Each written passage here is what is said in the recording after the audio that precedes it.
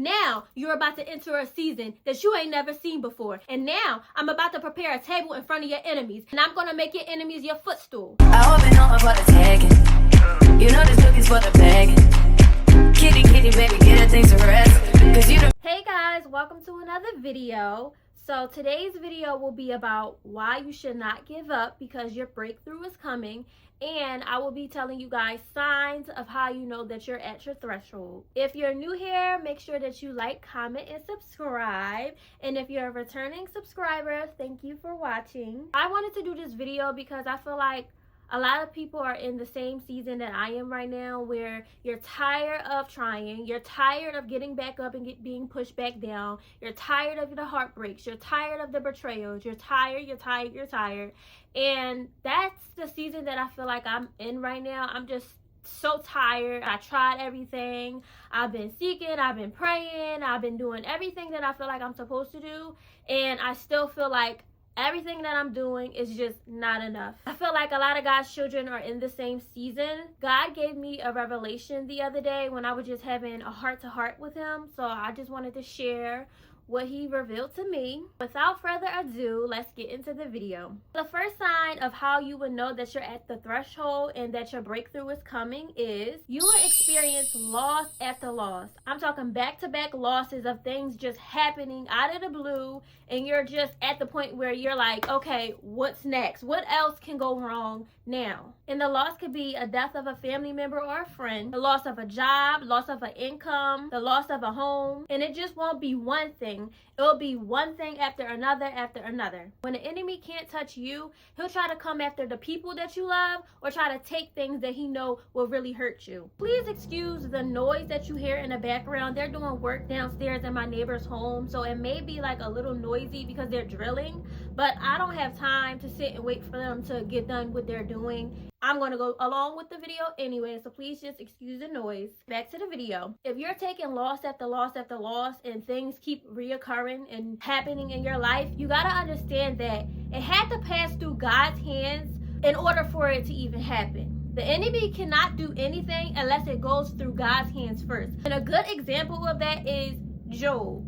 If you guys are not familiar who Job is, read your Bible and read the book of Job. But I'll give you guys like a little backstory. So, in the book of Job, Job experienced loss after loss after loss. I'm talking back to back to back to back to back. So in the book of Job, Satan was walking throughout the earth to and fro, doing what he does best, going around looking for trouble, looking to see who he can devour and who he can start some stuff with. God said to Satan, have you considered my servant Job? And he was just offering up Job to Satan, letting him know, go test this one out. He one of my best hitters and he won't fold. That's not exactly what he said, but I'm trying to summarize what he said, in today's time. God offered up Job to Satan and let him know that, there's nobody like Job. There's nobody on earth like him. He's blameless and upright, and he fears me. If it ain't like Satan to try to test God, Satan's like, well, okay, I bet you if I take everything that he has, I guarantee you he's going to turn against you and he's going to curse you. God had told Satan, look,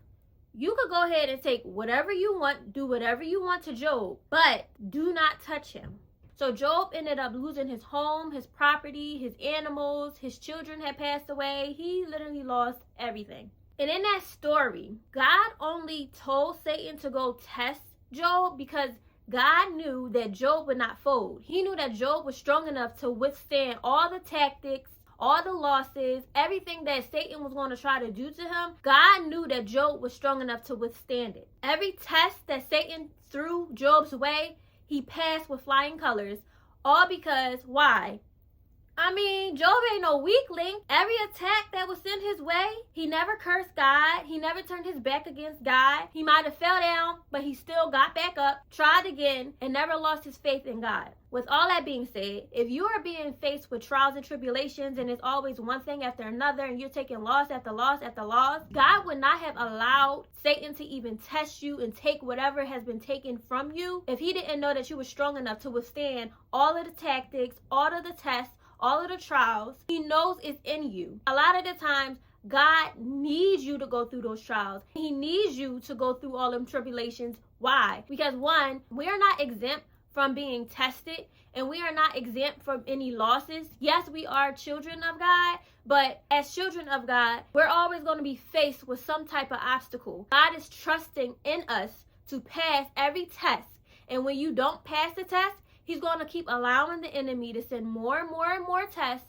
just to strengthen you, just to prepare you, and to ensure that you're going to be strong enough to be passed on to the next test. Once you get through one test, you're going to have to go through another test. Think of it as like the game of like Mario. Like each level is a new devil. Like each level gets harder and harder. And that's how it is in life. Satan's job is to test you, to make you curse God, to make you believe that your help is not coming, and to get you to turn away from God. Do not fall for that, because when he starts taking things away from you, just know if it was taken away, God has something better for you. All God needs you to do is keep going and not fall into the plot that the enemy is trying to get you to fall into. And yeah, those losses might hurt, but it's also a test from God just to see if you're still going to seek him. You're still going to pray to him. Are you going to turn away because that's what the enemy wants you to do? Or are you going to be strong enough to understand, okay, I see what's going on here. I see why all of this is happening. Be strong enough to still have your faith, still be praying, still be seeking, and not fall for the plots of the enemy, and get up anyway. And the second sign that you will know that your breakthrough is coming is if your health gets attacked. And I'm talking your mental health, your physical health. Your emotions are like all over the place. You can't control your emotions. You've just been diagnosed with a new health condition, such as anxiety, depression, schizophrenia, bipolar disorder, whatever it is. But you will notice that there's been an attack on your health.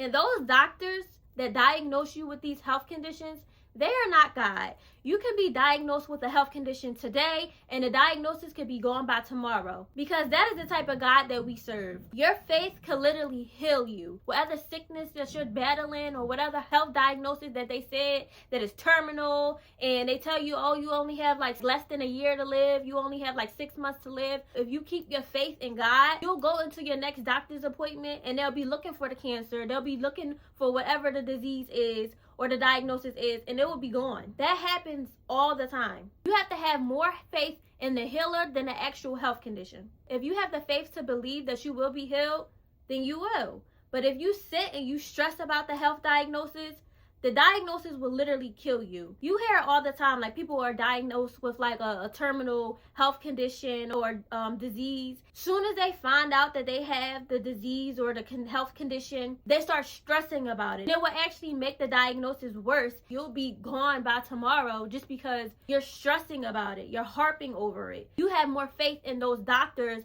and more faith in the disease than you do in God. And there's plenty of stories in the Bible of people having like certain sicknesses and disease and leprosy, or being like paralyzed. It's their faith that actually heals them. One thing God does not want us to do is sit and worry. He told us to cast all our cares on him. If God told you not to worry, what are you worrying about? I know it looks like it's not going to work. I know it looks like the weapon is going to prosper. I know it looks like the disease might take you out. I know what it looks like, but you're looking at the situation with your physical eyes instead of your spiritual eyes. And because you're not spiritually woke, you can't see the bigger picture. You're only able to see what you see in the physical. But the moment you start worrying and you cast all your cares on God, like he said, it will be gone like it never existed. The third sign that you will know that your breakthrough is coming is you're faced with multiple distractions. And those distractions could come in like different forms.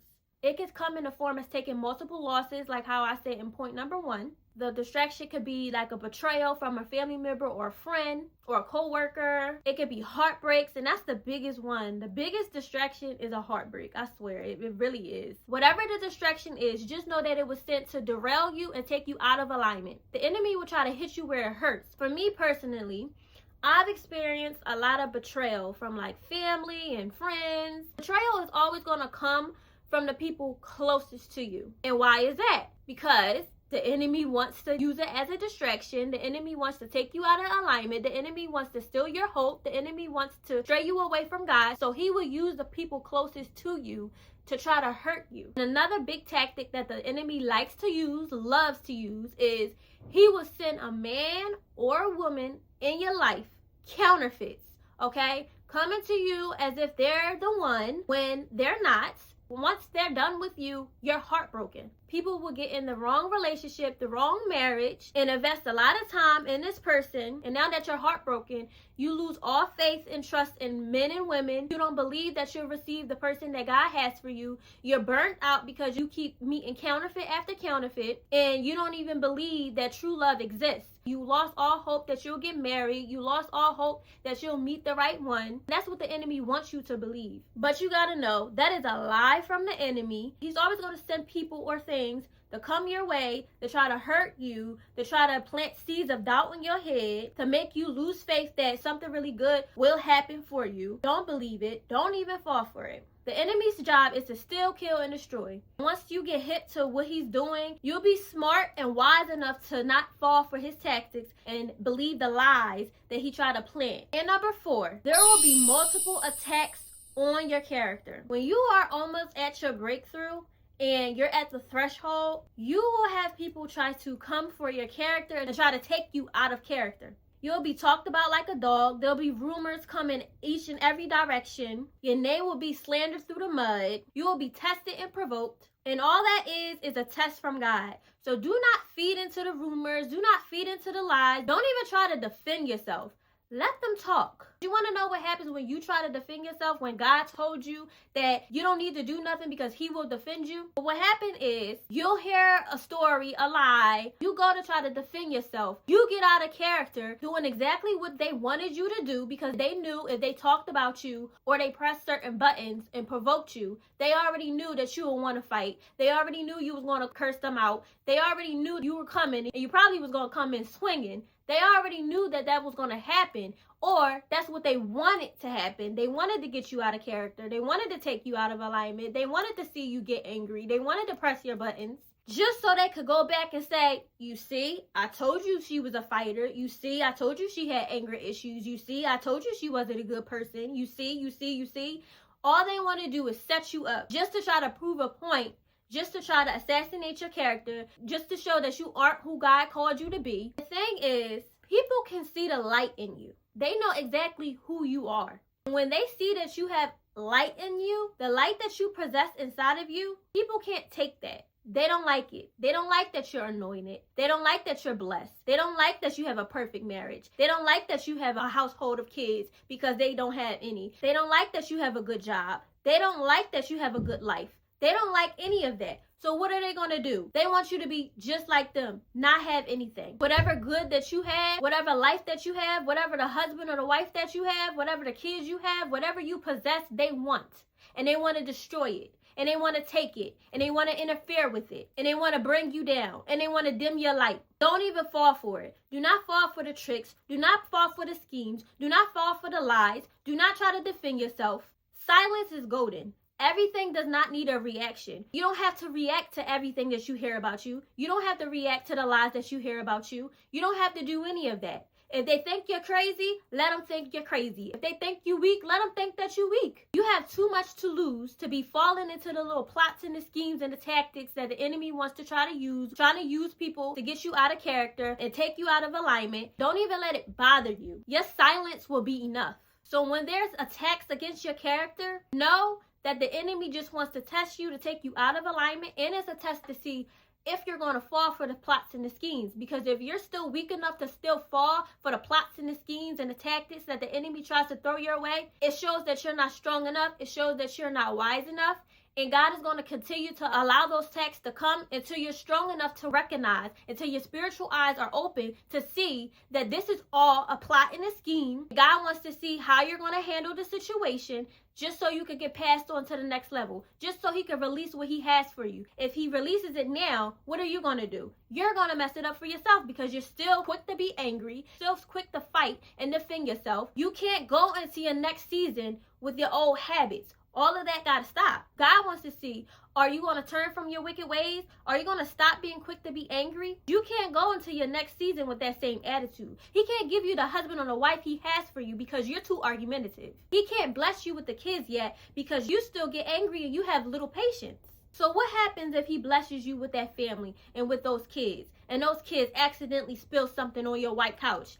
Are you going to get mad? Are you going to yell and scream at them? What are you going to do? You got to have patience in this season. You have to have compassion in this season. You can't enter your next season doing the same things you were doing in the old season. And the fifth sign of knowing that your breakthrough is coming and that you're at the threshold is you'll be tired. I'm talking tired, exhausted, overwhelmed, tired of the heartbreaks. You're tired of the rumors. You're tired of taking loss after loss. You're tired of working the same job and doing the same things. You're just tired. You're mentally, physically, emotionally, spiritually drained. You feel like everything that you're doing is not working. You feel like God is not hearing your prayers. You feel like God is not going to come to your aid. You feel like no change is going to come. The God we serve is an on-time God. When you reach that point of just being tired of being tired, that's when God shows up. God shows up at the right time. God will show up literally at the last minute when he knows you're tired. He knows you're exhausted. He knows you're tired of taking heartbreak after heartbreak. He knows you're tired of people slandering your name. He knows you're tired of taking loss after loss. He knows you're tired of working at 9 to 5. He knows you're tired of the same old habits, the same old things. He knows it. And he sees it and he hears you. And a lot of times we get so fed up and we get so tired and we start throwing tantrums. Throwing big tantrums like a big kid because we think that God has left us. We think God is not going to come. And we'll sit there and have a pity party for ourselves, throw tantrums, yelling at God, asking him where he's at. And just because you throw a tantrum, yell and scream, kick and throw and stuff, you got to understand that God is no respecter of man. So you can go ahead and have the pity party, throw the tantrum. That doesn't mean that he's going to come whenever you start kicking and screaming. He will show up at the right time, at his time. It's like, think of it as like a kid, right? And your kid is now a teenager. The teenager now wants to drive a car. But the teenager don't have no license. He doesn't have a permit. They don't have anything. But they just expect you to buy the car because you're the parent. You're the one that's taking care of them. You're the one with the money. And they think that you're just supposed to do it. You're trying to explain to them like, look, you're not ready for a car yet. You don't have no driver license. You don't have no permit. You don't have anything. Never drove a car in your life. And here you are, ready to hop in the car. One night, the teenager, because they think they're grown, hops in your car, drives the car, crashes it. The car is total. And then you sit and you have a talk with the child and you're telling them like, look, this is the exact reason I told you that you cannot get a car yet, because you're not ready for it. You're not prepared for it. Had you would have waited, you would have got the car. Had you would have waited for me to put you in a driver's lesson so you would be prepared and you will learn how to drive, this would not have happened. That's a lot of us right now. We want things when we want it, not knowing we're not prepared for it. And if God gave us exactly what we wanted, when we wanted it, we would have fumbled it. We would have messed it up because we weren't prepared for it. And a lot of the times, God gives us visions and he'll plant things in our spirit and he'll show us little glimpse of what our future would look like or who our spouse might be or what our job would be. He'll give us little snippets and visions of what our future would be because he gave us the vision, because he gave us a little sneak peek into what he has for us. We want it now. Because we haven't seen it come to pass yet, we start losing hope and we start to believe that it's never going to happen. We start doubting ourselves, wondering, did God really tell us that this was going to come? Did God really say that this is what he had for me? And you start to become confused and start losing hope because it hasn't came true yet. And the problem with that is you're too focused on the promise instead of focusing on the process. Instead of you putting your focus on the promise, just weather out the process. If God told you that it was going to come, he's not a man that he shall lie. So if he said he has it for you, he said that it's coming, he showed you that it's coming, don't be worried about when it's coming and why it hasn't happened yet. Just focus on the process. If you're too busy worried about the promise, you're going to miss the lessons within the process. You're too busy worried about how you're going to pay the bill, how you're going to open a business with no money, worried about how God is going to restore your marriage, worrying about how you're going to be blessed with the new home. You're worrying about the wrong things. Stop worrying about tomorrow. Let tomorrow worry about itself. You can only take it day by day. Worry about the present time and the moment that you're living in now. Don't worry about the future. Don't worry about tomorrow. Don't worry about any of that. It's a distraction. We get so caught up on trying to understand how it's going to happen. But what did God say? He told us, lean not on your own understanding. And what do? Sit there and be trying to piece things together, try to make sense of everything when it's not for us to understand. Our job is to focus on what we're supposed to be doing today. Today, our daily bread. That is the only thing you're supposed to be focused on, is exactly what God told you to do in this current moment. If he told you he's going to do it for you, he's going to do it. There's no point of worrying. And this is where the enemy will try to send lies. He'll try to sit there and plant seeds of doubt, seeds of fear. He'll have you really questioning God, like, did God really say that was for me? The enemy will try to deceive you, just like he deceived Eve in the garden. When the serpent told Eve, did God really say you couldn't eat from that tree? And what did Eve do? She fell for the deception and she ate from the tree of knowledge when she knew she wasn't supposed to.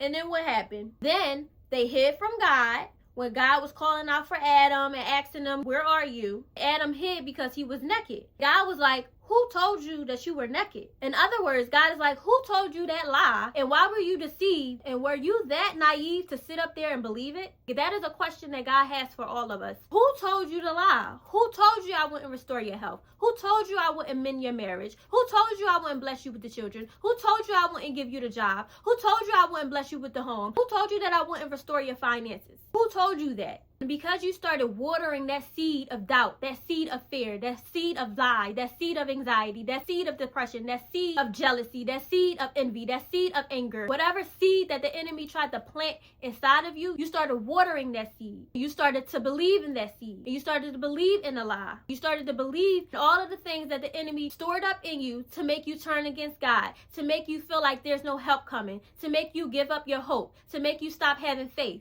And now you're at the point where you're ready to give up. That was me the other night, ready to give up, ready to throw in a towel. I had a heart-to-heart with God the other night. I was just letting God know, like, God, for the past 7 years, I have been going through a whole bunch of unnecessary warfare. I'm tired. I just let it all out. I told God exactly how I felt. I told him exactly what was hurting me. I told him exactly who had hurt me. I told him everything. And I had an honest moment with God, and I just cried it all out. I let it all out. I didn't hold nothing back. I told him, I can't do no more. I can't do this in my own strength. I need your strength. It's going to be your strength that's going to exalt me. It's going to be your strength that's going to heal me. The weight is starting to weigh on me, and it's too heavy. And in that very moment, God had told me, you're only tired because you're carrying weight that you were never meant to carry. You're only tired because you kept entering into relationships that I didn't call you into. You're only tired because you keep letting people that I didn't showed you that weren't for you back into your life over and over again. You're only tired because you're not listening. I told you to cast all your cares on me. I told you to cast all your worry on me. I told you to cast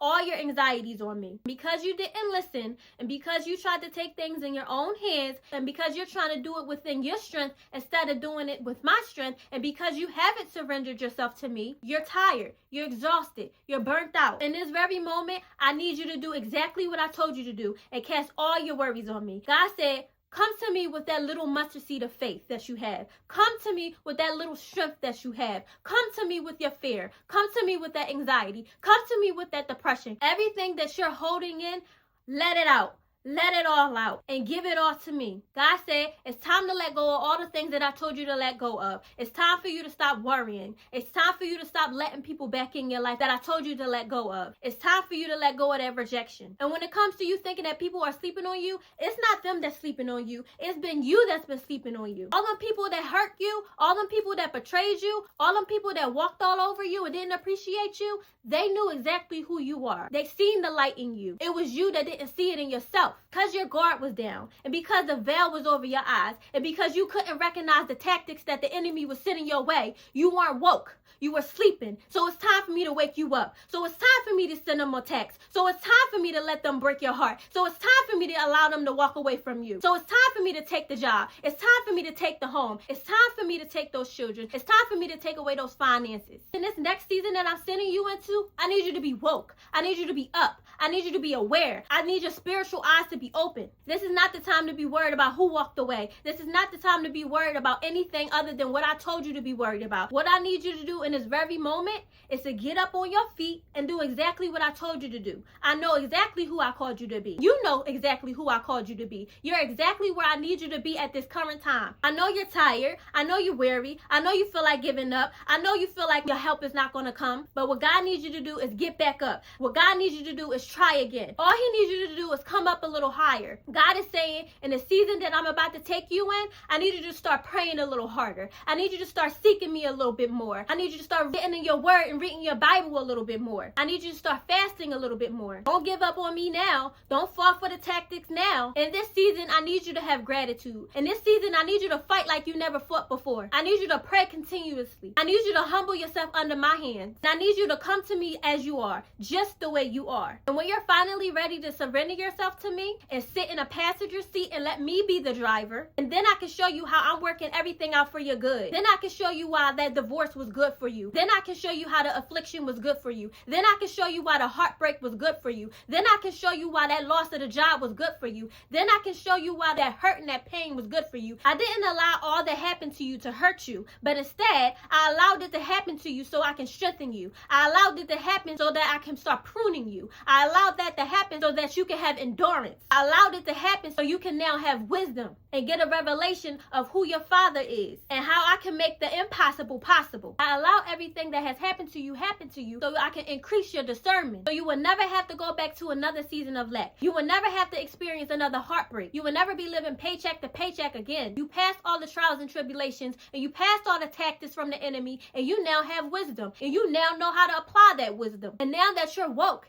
and now that your eyes are open, you're smart enough to not fall for any of the tactics that the enemy is trying to send your way. God said, I will never leave or forsake you. Take a look back into your life and see, was there ever a time that I left you? Was there ever a time that I forsake you? When you were living in your sin, when you were doing all the things that I told you not to do, when you were on the drugs, when you were fornicating, when you were drinking, when you stepped out of alignment, I was still with you. So why would you ever think that I would leave you now? I'm right here with you in the heartbreak. I'm right here with you in the divorce. I'm right here with you even though you're facing the eviction. So when I take a look back at everything that I've been through these past 7 years, I know that it had to be for my good and it was good for me. And if it was sent by God, it wouldn't have left. And if it was given by God, no man could come between it. No man could take it. If man could give it, man could take it away. And whatever God gives can't be taken. And now that I know everything that I've been through these past 7 years, it didn't do nothing but make me stronger. It didn't do nothing but make me wiser. It didn't do nothing but make me have endurance. God said to me that that chapter is over. The season of heartbreak is over. The season of depression is over. The season of anxiety is over. Because you never gave up on me and because you kept seeking, because you kept knocking, because you kept praying, because you kept fasting, because you went in your secret place and you always came to me. You never gave up on me and you didn't stop praying and you didn't turn your back on me. Now I can show you how I was working everything for your good. Now you're about to enter a season that you ain't never seen before. And now I'm about to prepare a table in front of your enemies and I'm going to make your enemies your footstool. So let them talk. Let them doubt you. Let them walk away. And when they walk away, there's no more second chances. They had their chance.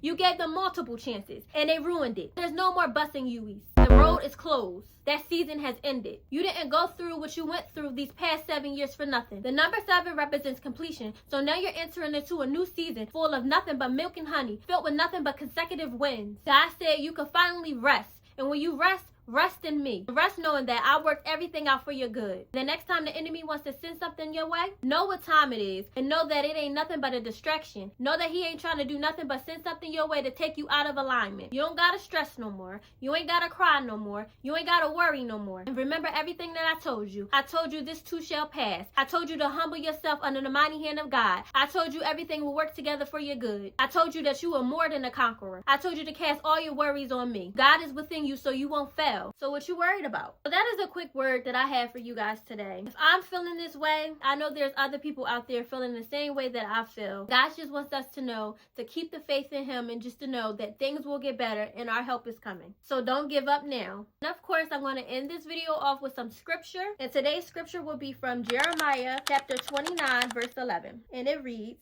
"For I know the plans that I have for you, declares the Lord. Plans to prosper you and not to harm you. Plans to give you hope in the future. With that being said, you guys, do not let the enemy discourage you. Do not water any of those negative seeds that he's trying to plant in your mind, because remember, whatever you give your attention to will grow and will prosper. The weapon may form, but it won't ever prosper unless you let it. Make sure you guys like, comment, and if you are not already, make sure you hit that subscribe button and turn on your post notifications so you'll be notified every time I post a new video.